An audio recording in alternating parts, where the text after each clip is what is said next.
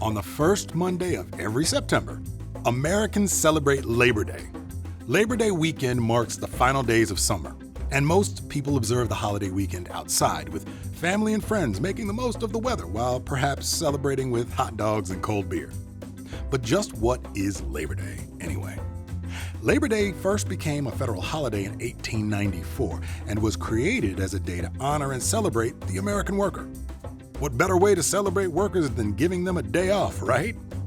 Back then, things worked differently, and to understand Labor Day, we need to go a little further into the past.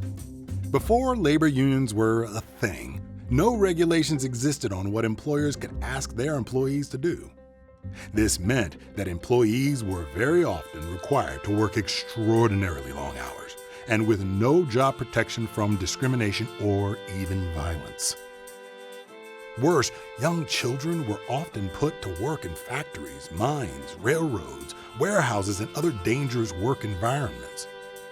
Workers and working families had nowhere to turn for help, so they turned to each other and formed America's first labor unions. Unions worked to collectively bargain with employers for better wages and working conditions, and served as a unified voice for workers of all professions.